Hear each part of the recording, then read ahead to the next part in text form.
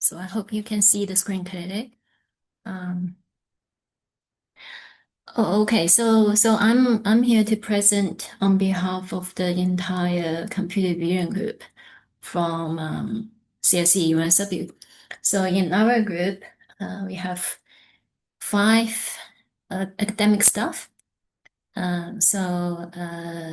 work on quite a range of different problems. So some are general computer vision, some are medical imaging, and also some other studies that involve multimodal data analysis. So in today's talk, I'll just give a brief overview of the different types of studies that we have done. This is just one of the slides we normally show just to give you an idea of the really diverse range of topics that we have done. So this is for general computer vision studies. So some are using videos, some are images, and we do all sorts of different generative models or discriminative models, so different types of problems.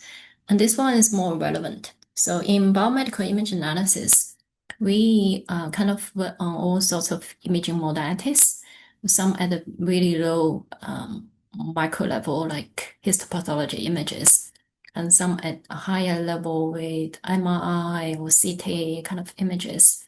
And some of the studies also involve multimodal with genomics or clinical information. And so this is just a summary of the different types of modalities that we have been doing. Okay, so I want to just give you an overview of some of the very recent studies that we have done.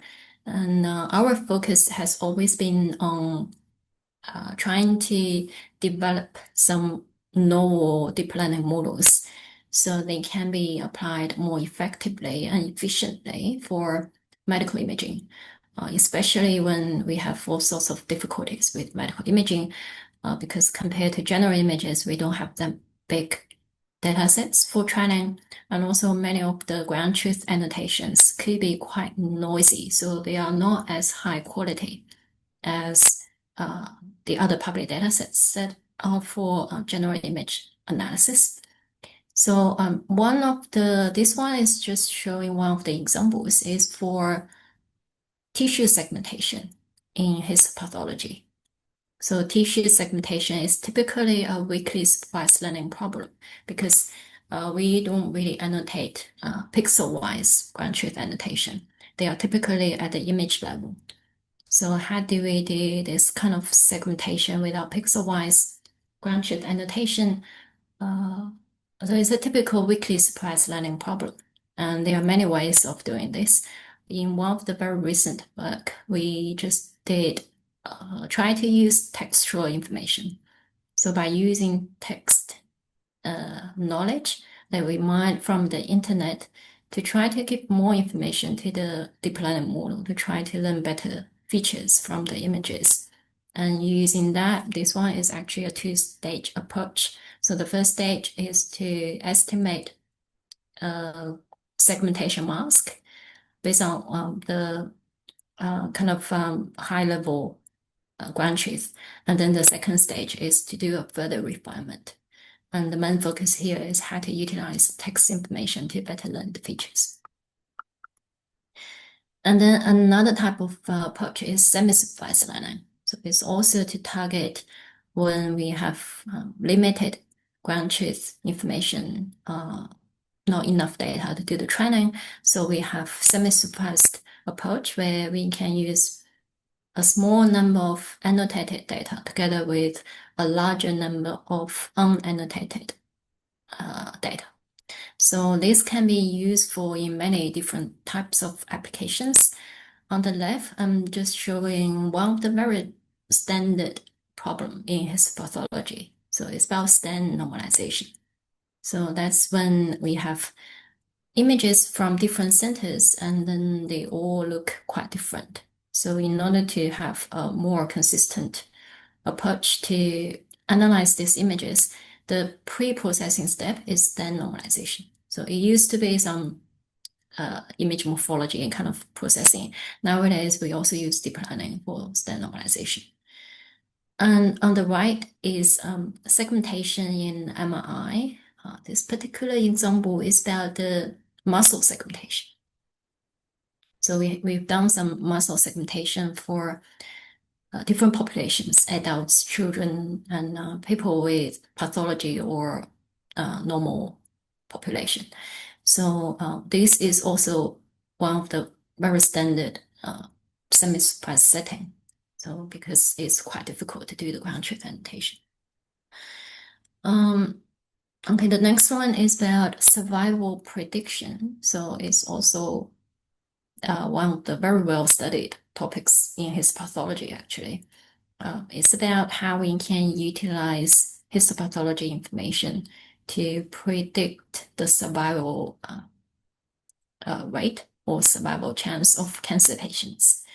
So in this study, we used some self-supervised learning techniques for learning the features because it's actually quite difficult to just directly learn features by using the time of survival for the patients. So we use some intermediate goals to supervise the training process for feature learning. And that is some quite typical self-supervised learning methods in computer vision. So we can reformulate the problem into like a standing problem in order to supervise the learning. And so that was done 2 or 3 years ago. Nowadays, we don't even use this type of problem approach anymore because there are some foundation models that are very useful.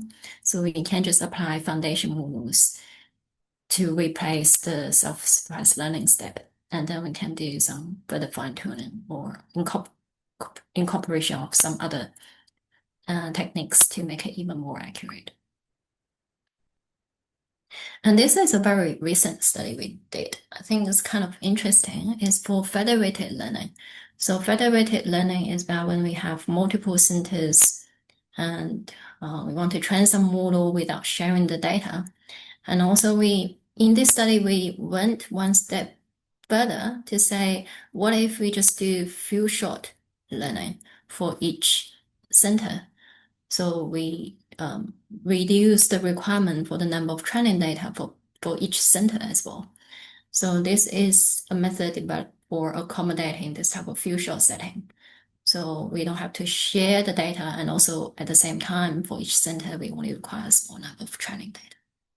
And it's for brain tumor segmentation. And then this one is for image enhancement. It's also a very important issue in medical imaging when they have low quality images after the acquisition. So how do we enhance the image? And this particular method is done by if we don't know what type of degradation the images have. So we just do some kind of generic image enhancement, and then we can use simulation data to do this. And this is for trustworthy AI. So if we want to do fairness in medical imaging, so we want to ensure different populations have similar accuracy when do the medical diagnosis. So fairness is quite important. So in this particular study, we use interpretability to find where in the model is introducing bias issues, and then we can do some pruning to the models to address it. And then this is explainability. So explainability about finding the regions of the images that are really important to the diagnosis. And so in this method, they developed some graph-based hierarchical approach to better represent the important regions in the images.